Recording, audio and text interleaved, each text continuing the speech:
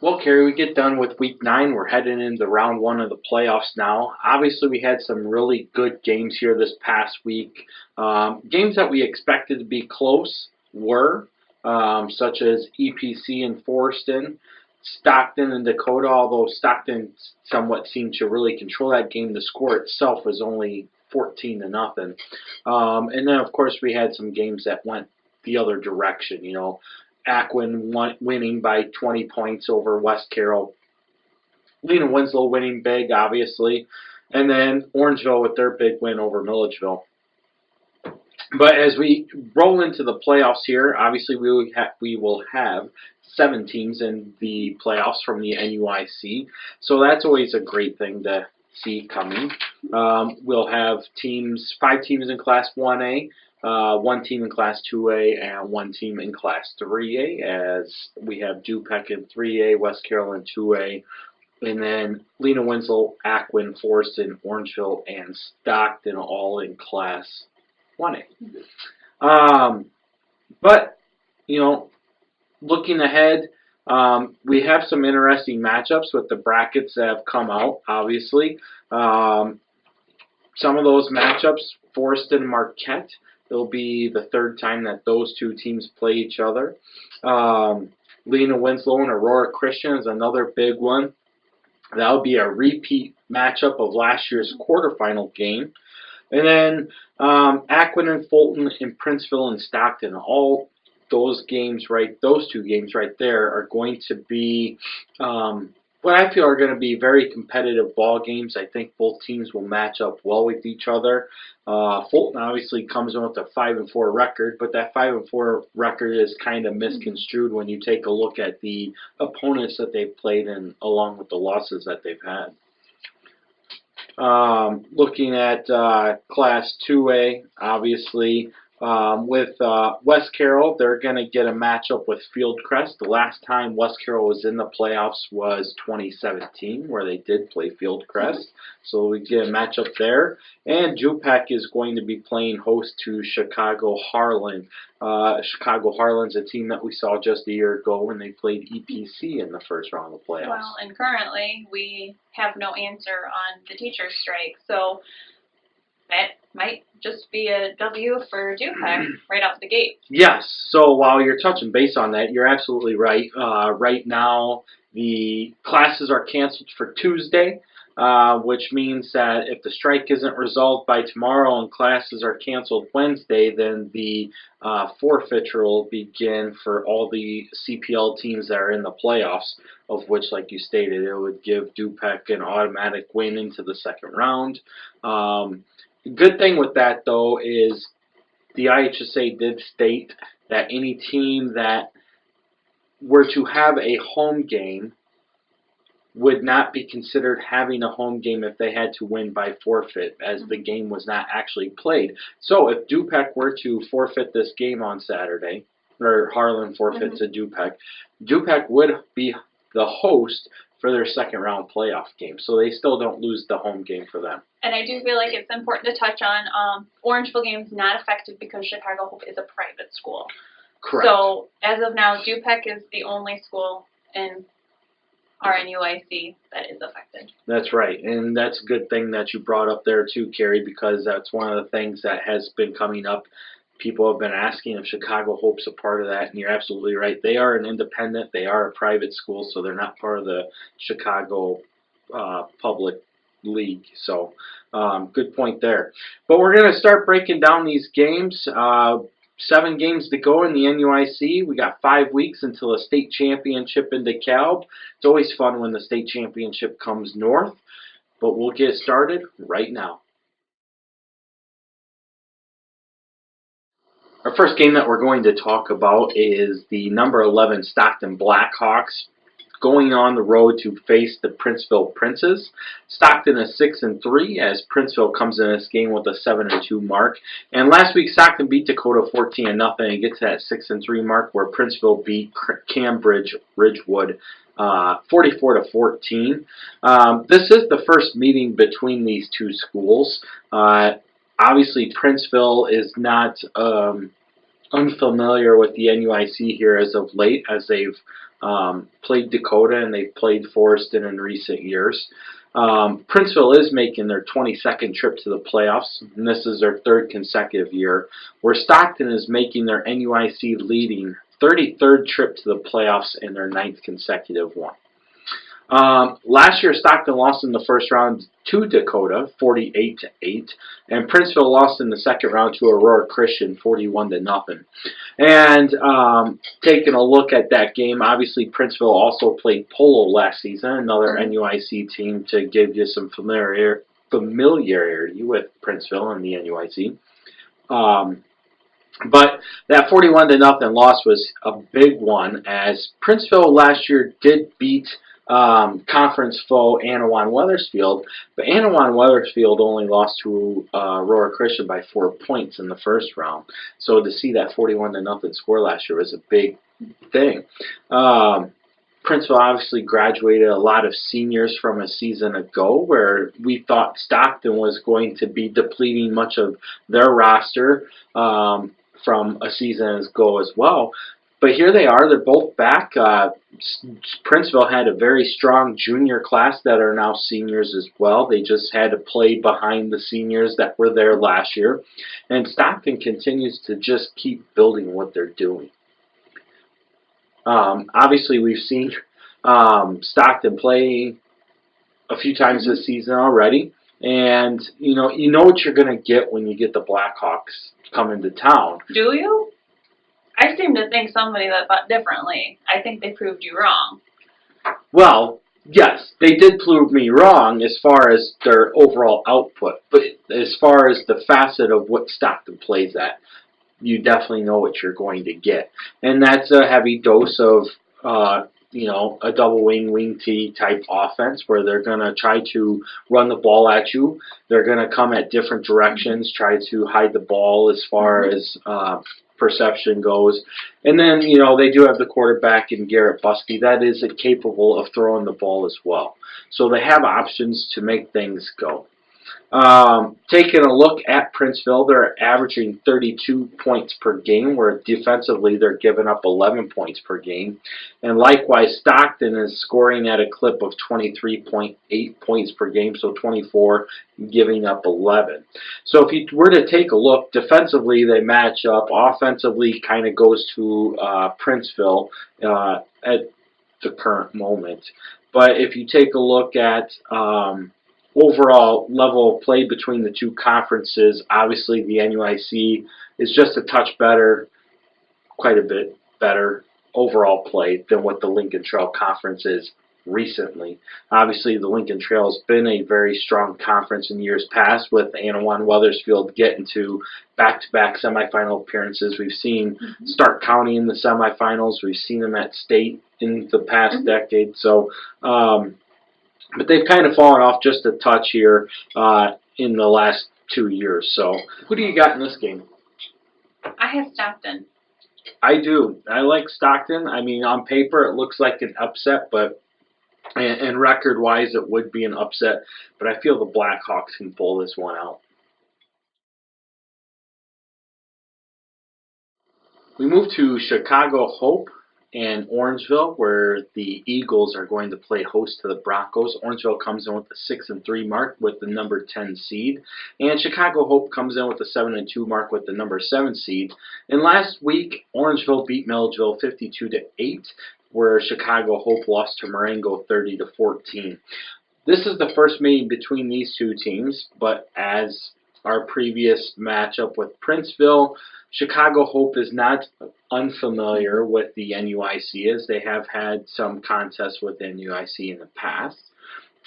Chicago Hope is making their 8th trip to the playoffs, and this is their 7th consecutive trip to the playoffs, where Orangeville is making their 14th trip to the playoffs, and this is the second time in school history that they're making their 3rd consecutive trip.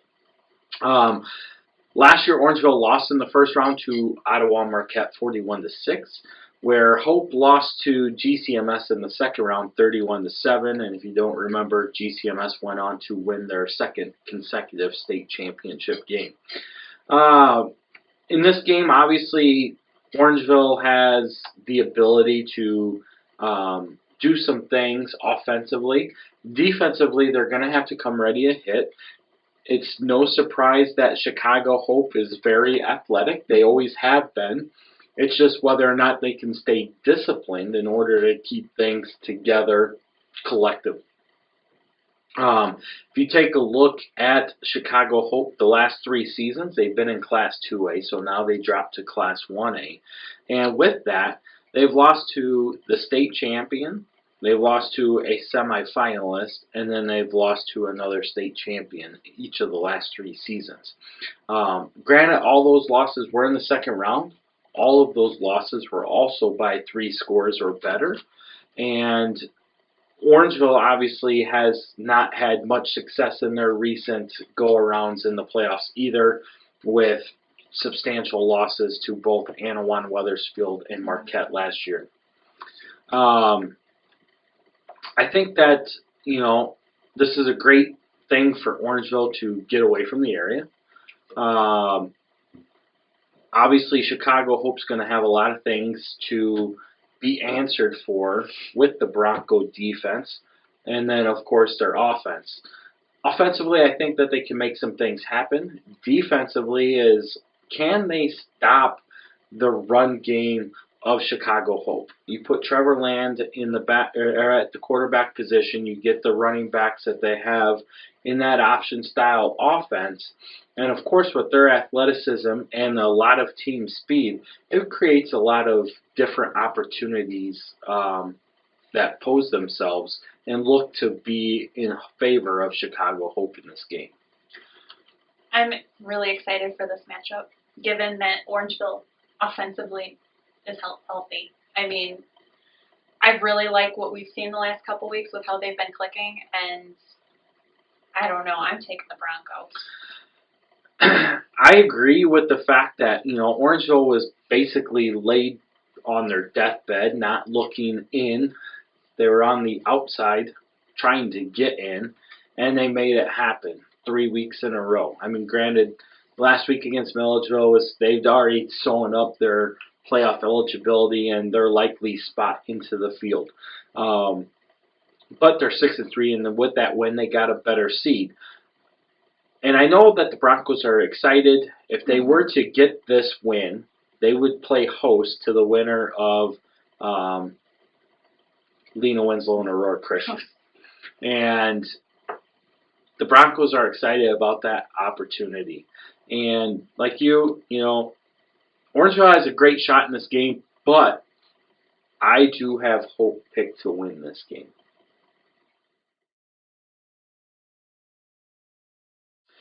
We go back to Ottawa, which seems to be quite similar. Spot. Yeah, we've been there a couple times here in recent history. As you take a look at the 2016 season, all 4 of Marquette's games were against the NUIC, where they played Milledgeville, Dakota, Aquin, and then Forreston.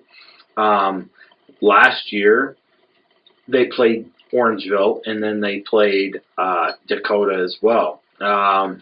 So, obviously, a lot of familiarity with Marquette and the Crusader faithful. This game, they're going to play against Forreston once again. Both teams come in with a 7-2 mark. Marquette with the number 8 seed, Forreston with the number 9 seed.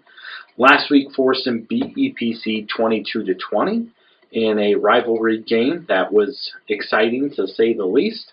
And Marquette lost to Rockford Christian 34-28, and that loss actually allowed Rockford Christian to get into the playoff field because they were 4-4 heading into that game. It was also the second time those two teams had met, and Marquette had won that game 41-14, I believe, the first time they had played. So a significant turnaround of events there.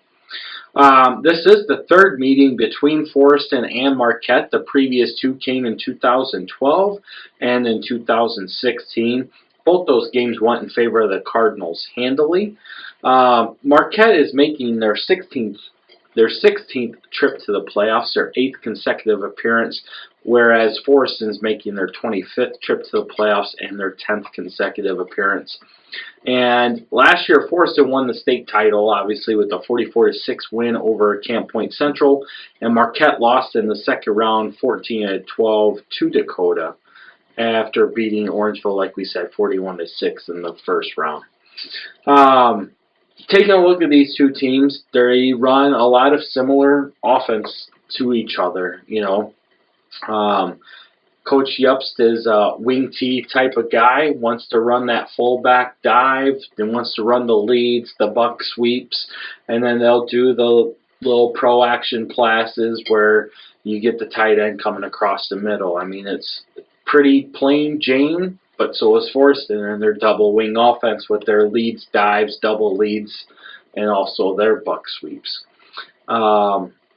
A lot of mirror images here, and when you take a look at this, Carrie, you see both teams have kind of been on a losing trend or a downward trend to end the season as you're getting ready to head into the playoffs, and that's something you don't really want at this juncture in the season. I know earlier you and I went back and forth discussing this, and like you said, they're evenly matched. It really could come down to a coin toss. Yeah, I mean, you take a look, offensively, Marquette averages 32 points a game to Forreston's 36 points a game, and defensively, they're both giving up 20 points a game. Obviously, Marquette coming out of the Northeastern Athletic Conference, we've talked about this over the few years, that the Northeastern Athletic Conference just isn't to the same parallel as the NUIC, and it has proven that at times. But, Marquette has found ways to get wins. Obviously, we go back to 2015 even. They beat Stockton. So there's been a couple other opportunities where, Marquette has been able to play with the NUIC despite the fact that they play in a weaker conference. And a lot of that comes from the experience that Coach Yupst has prior coaching in the Three Rivers Conference, now with Marquette, but having the experience to make it happen. But I like the Cardinals in this game. Went back and forth, but I am also going to take the Cardinals. We traveled to Lena Winslow, where the number 2 seeded and number 1 ranked Lena Winslow Panthers come in with a 9-0 record, and they're going to play host to the 15 seed Aurora Christian Eagles, who come in with a 5-4 mark. Last week, Aurora Christian beat Wheaton Academy 28-21 to get that 5th win, to get themselves into the playoffs in a much-needed winner go-home experience. And Lena Winslow won 52-21 rather easily over Du-Pec. Obviously, this is their second meeting, back-to-back years. Lee Wynn making their 26th trip to the playoffs and their 21st consecutive playoff appearance, which is an NUIC record that continues to grow thus far. And Aurora Christian is making their 16th trip to the playoffs and their 3rd consecutive appearance. Last year, Lena Winslow lost in the semifinals to Forreston 34-28, where Aurora Christian lost in the quarterfinals to Lena Winslow 57-14. A lot of big things coming out of this game. Obviously, you have Lena Winslow in their predominant wing tee and double wings type sets. And even here recently, we've seen them kind of go into a wishbone set as well. And you have Aurora Christian coming in. You know that they're going to go spread, single back formation, shotgun formation, 4 wide receivers spread out. And they got a lot of team speed. And you take a look across the board, both teams have Division I recruits on it. Obviously, Aurora Christian has the Division I recruit at the quarterback and the running back position, at least getting Division I looks. The quarterback's only a junior, but he was a sophomore starter last year for the Eagles. And then the running back is Josh Dornick, who is only a sophomore this year, but is already getting big looks as well. Well, he's a Dornick. Oh, wait, he's probably not related to the Dakota. No. Not at all. Good pun, though. Obviously, Lena Winslow has their 2 Iowa commits in Isaiah Bruce and Jennings Dunker. And then you add in the play of obvious playmakers Sean Ormiston and Mari Roby. And obviously, Lena Winslow is hoping for the return soon of Ronnie Valentine as well, who happens to be out right now with an injury.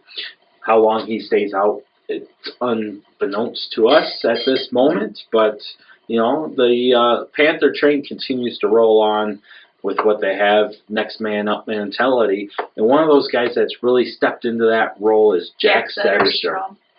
And he has done a phenomenal job when he gets the opportunity to get in there and get those carries. I thoroughly enjoyed watching him against Du-Pec the other night. I mean, I'm excited to see where his future takes him. Yeah, I mean, he comes in, he looks every bit of the part. I've actually had a friend that was at the Forreston Lena Winslow game that also came away very much impressed with the play of Setterstrom, even though he didn't get into the game until later into the game. Mm-hmm. But it just shows you the type of level of play that Jack is bringing to the Panthers, even if it's in a backup role.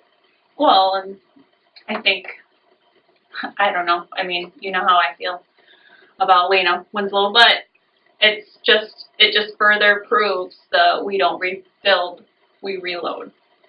Like, you have these kids that want to play, want to just do great things in the black and gold. Right. Maybe I'm biased, sorry.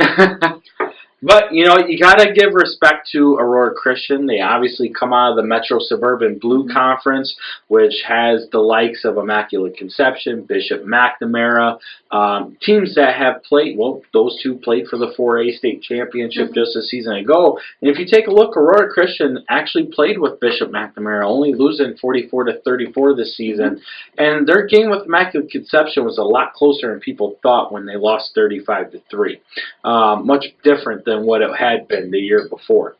But I still like the Panthers in this game.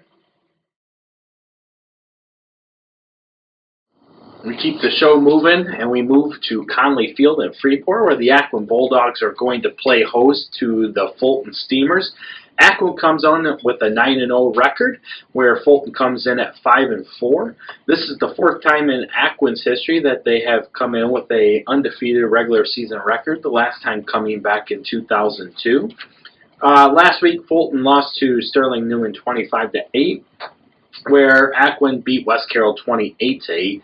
And this is the first time these two teams have met. Obviously, Aquin's making their 27th trip to the playoffs. Their last trip coming in 2017, where they lost in the quarterfinals to Lena Winslow 67-28. And Fulton is making their 21st trip and fourth consecutive playoff appearance. Obviously, last year Aquin went 4-5 and did not qualify for the playoffs. Where Fulton lost in the first round to a team that is from the NUIC, Milledgeville, 56-22. Here recently as well, Fulton has played Forreston, where they also lost to Forreston as well. Obviously we've been seeing Fulton come up here a little bit lately, especially since they've dropped into the 1A playoffs. But this is a game where you could see a lot of things happen. Fulton likes to run different types of play sets. You see them go spread. They'll run the ball out of basically a pistol formation. They'll throw the ball. They'll run on bootlegs, things like that. Something similar to what you see Aquin doing. Aquin's going to go straight shotgun formations, spread it out, single back, and they're going to try to throw the quick out passes. They'll hit the quick slants. If they catch you sleeping, they're going to hit you on the deep ball.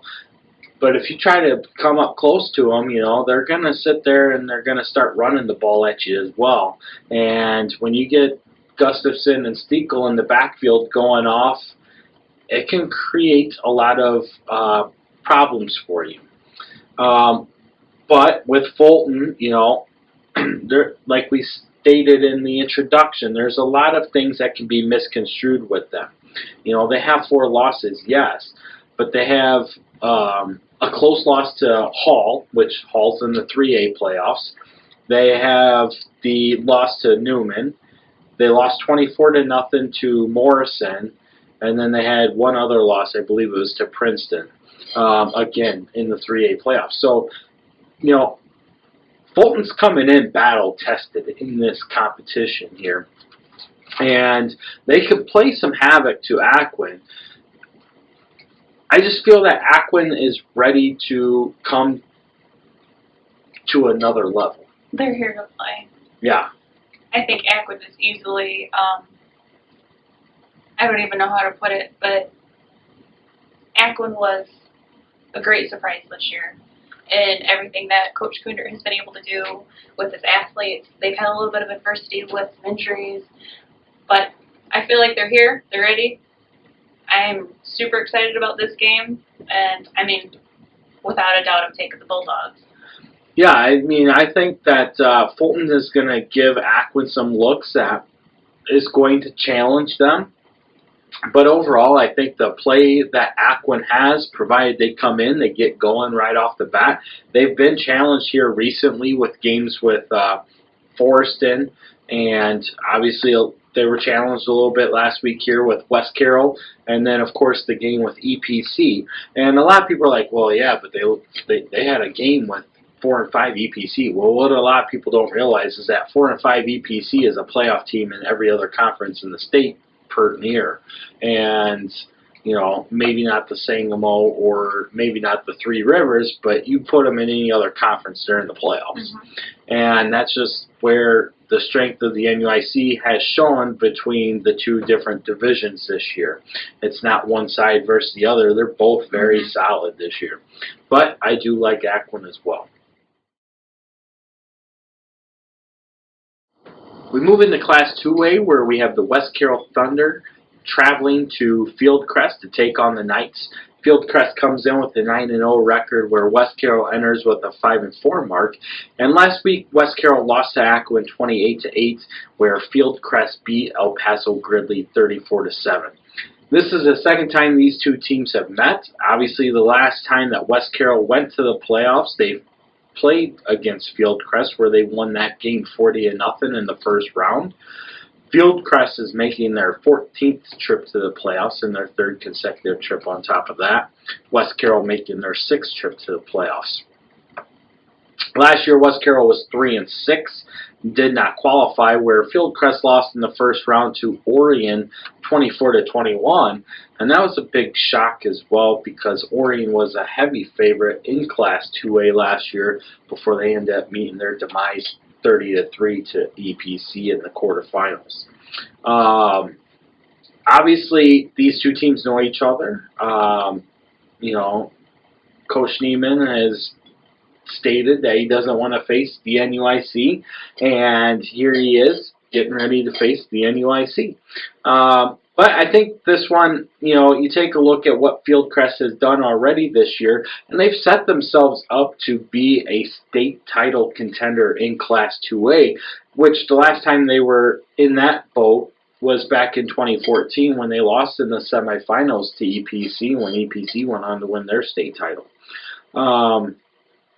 Taking a look at West Carroll, again, it's like we've brought it up many times, where you see them as a senior-laden team, and they make things happen to get to the playoffs. And one thing that we keep stating, that we keep seeing over and over, is it doesn't matter what their record is. You know that as long as they're prepared, ready to go, they're going to come ready to hit you in the mouth. And, you know, you take a look at 2017, obviously when they beat Fieldcrest, but then they had lost to GCMS the very next week, and GCMS was asked, you know, who was the hardest hitting team you guys faced? And they were saying that it was West Carroll. West Carroll was the team that hit them the hardest. They just never stopped coming. And that's a huge compliment to Coach Lightson and his staff for what they do to get these kids ready to be prepared to play in a game, despite the fact that West Carroll has always been really middle of the tier when it comes to the NUIC. But they're always there to ready to give you a game. Obviously, Fieldcrest has a lot to look forward to when they face West Carroll this week. Who you got? This breaks my heart. It really does. We've had a couple opportunities to talk to Coach Lightson, and you know, he is so proud of his boys. We're proud of his boys. We're proud of them. And unfortunately, I can't pick them this week. I wish I could because, you know, all those boys, like you said, they play heart and soul. Yeah, they do. So please, prove me wrong. Yeah. You know, and you know, they got a coach, Coach Galentine, who is going through some battles of his own. And, you know, it'd be awesome to see them be able to put this together to win it for them. I, too, am going to pick Fieldcrest, but Please prove us wrong. I hope that West Carroll can prove us wrong in this game. So, but Fieldcrest is my pick to win. Moving into Class 3A, we're going to take a trip to Durand, where the Du-Pec Rivermen are going to play host to the Harlan Falcons. Du-Pec comes in with a 6-3 mark. Harlan comes in with a 6-2 mark. Harlan with the number 10 seed, Du-Pec with the number 7 seed. Last week, Harlan did not play due to the Chicago Teachers Union strike, and Du-Pec lost to Lena Winslow 52-21. This is the first meeting between the two teams. Harlan is making their 5th trip to the playoffs and their 2nd consecutive trip this year. Du-Pec is making their first trip to the playoffs as a co-op in their 3rd season of play. Obviously, Durand and Pecatonica have had playoff history in the past, but as the Rivermen, this is their first trip. Last year, Harlan lost in the first round to EPC 58-26, and Du-Pec was 3-6 on the season, missing out on the playoffs. Taking a look at this game, you know, you see what Harlan can do, and you know, last year they had some players that were very athletic. The problem is that, you know, they did play EPC, which was one of the stronger teams in the state in both Class 1A and 2A, obviously going 12-1, losing the state champs by a touchdown. And Harlan just didn't have the ability, despite having some athletes, they just didn't have the discipline around their playmaking. They looked unorganized when they were getting set into their plays. And, you know, EPC really just took full advantage of them in that realm. Du-Pec, obviously, being an upstart team after the co-op just 2 seasons, well, now 3 seasons in, but 2 seasons ago was when their first year of the co-op existed. And, you know, you got a good coaching staff there with Tyler Hoffman, Kyle Demas, Jake Dalton, and of course others that I'm, you know, blanking out right now, but, you know, Kyle Nolan I know is another one. And they've done an excellent job with the Rivermen and what they want to do to get the Rivermen to where they go. And obviously we've talked about their motto between me and you a lot, because you see it on their T-shirts, and it's trust the process. And they definitely have been trusting their process. They've been allowing the kids to buy in and start believing in what they want to get to. And you've seen that come to fruition this year. It's exciting to go to Du-Pec games. Just like you said, the kids buy in. They are excited to be there. They're excited to be a Riverman. It doesn't matter if you're from Durand or if you're from Pecatonica. They're excited to be there. You know, and that's one of the best things about the co-op is so many times in a co-op, you see a lot of problems. But one of the things that I've noticed about this co-op, obviously at the very beginning, you had that, where Durand wasn't so wanting to be a part of everything. And it just seemed like there was friction going on. And they weren't sure if they were doing the right thing coming together.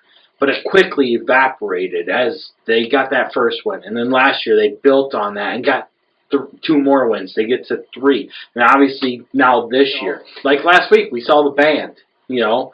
Pecatonica was in their colors, Durand was in their colors, and they were intermixed with each other. I haven't seen segregation. Maybe I'm not looking hard enough, but I haven't either. Thoroughly enjoy seeing both teams together. Yeah. And I feel the love. And I want to, well, I mean, we're almost in Durand, but And I mean, the parents, they just come together and they cheer on And the the team kids. all together, Yes. and it's a great environment Oh, to yeah. see. And I like the Rivermen in this. I like the Rivermen too, and I'm sure Coach Hoffman will agree. I sure as heck hope that same ref staff is not there. Our bench warmers player of the week, we have quite a bit to be excited for. Again, a lot of players that have earned the right to be player of the week. We've seen multiple players kind of earn it almost on a week-by-week basis. But we like to divvy it up and share the wealth. This week, no different. Our North Division winner is Lee Wynn, running back, tight end, defensive end, Isaiah Bruce, who finished the game against Du-Pec with 178 yards rushing, 1 touchdown, 1 sack, and I wish I had the rest of his defensive stats because he played menace on defense against the Rivermen, especially in the pass rush game. But he led his team to a 52-21 win over the Rivermen. Down in the South, we have Forreston running back and linebacker Ethan Mulder. Ethan rushed for 59 yards and 1 touchdown, and on the defensive side of the ball, he had 10 tackles in a game that was a very tough game. Obviously, a rivalry game. EPC was on their deathbed wanting to get into the playoffs. They featured probably the best line, or the second best line in the entire conference, both on the offensive and defensive sides of the ball. And obviously Ethan Mulder is coming back from injury, so it's great to see him get that level of play in there as we get ready to get into the playoffs as well. We would also like to thank Eric White for the continued support of our Benchwarmers Player of the Week. And obviously all of our winners can earn their free extra large pizza and wings by stopping in at Benchwarmers and letting them know that they were the NUIC Football Player of the Week. With the 2019 regular season coming to a conclusion, so too will our Power 5. So we will go ahead and list our final Power 5 rankings of the 2019 season. And, before we start listing them out, want to say, it's been a lot of fun sitting here. We've had a lot of different teams come in and out of the Power 5. It's obviously created a lot of discussion throughout the course of the season, which has been a lot of fun. And there are a lot of teams deserving, but based off of where the level of play is right now, this is where we have it at, and that's just it. At number 1, obviously, they've been there all season long and have not lost that spot, are the Lena Winslow Panthers after they beat Du-Pec 52-21 to finish the regular season at 9-0. Coming in at number 2, where they've been the last couple weeks after their big win over Forreston, are the Aquin Bulldogs after they beat West Carroll 28-8. They also finished the regular season at 9-0. At number 3 are the Forreston Cardinals. They beat EPC last week 22-20 to finish the regular season at 7-2. Their 2 losses coming to number 1 and number 2. At number 4, moving up, are the Orangeville Broncos after they beat Milledgeville 52-8. They finished this regular season at 6-3. At number 5, rounding out our Power 5, are the Stockton Blackhawks as they finished 6-3 with a win 14-0 over Dakota. And this is where you could really argue for Du-Pec to be in there as well, as Du-Pec, Orangeville, and Stockton kind of all beat each other. But in the grand scheme of things, Orangeville, Stockton, and then Du-Pec would be 6 if we had a Power 6.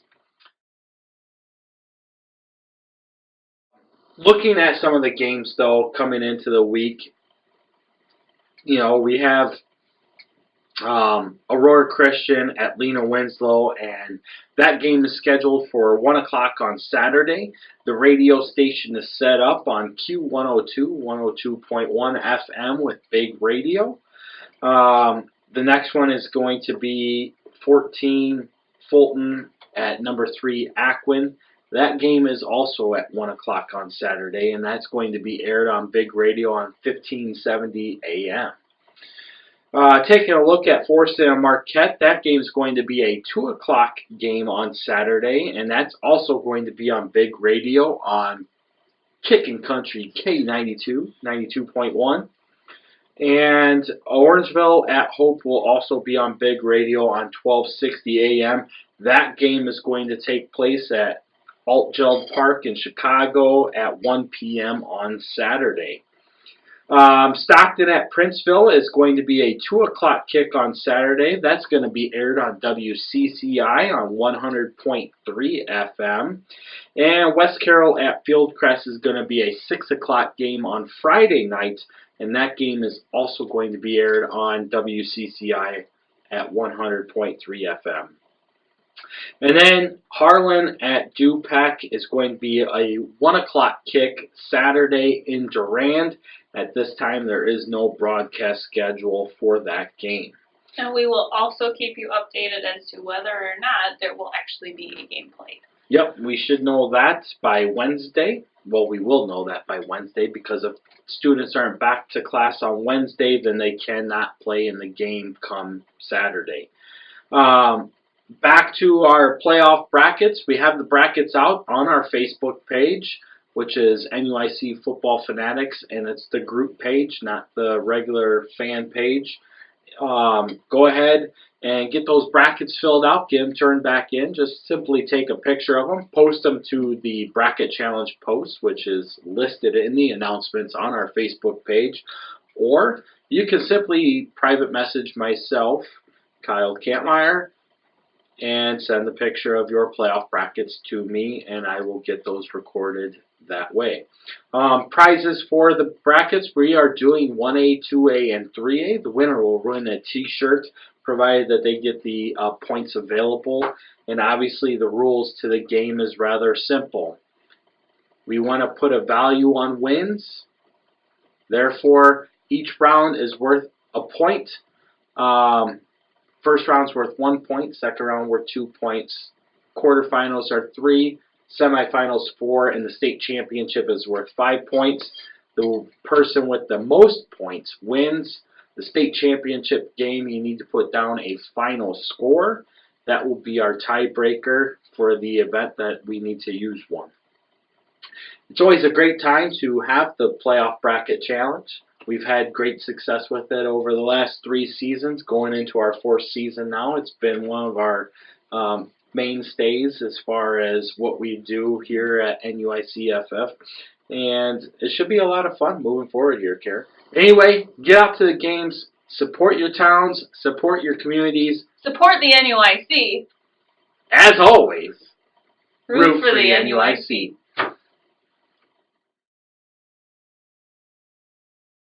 You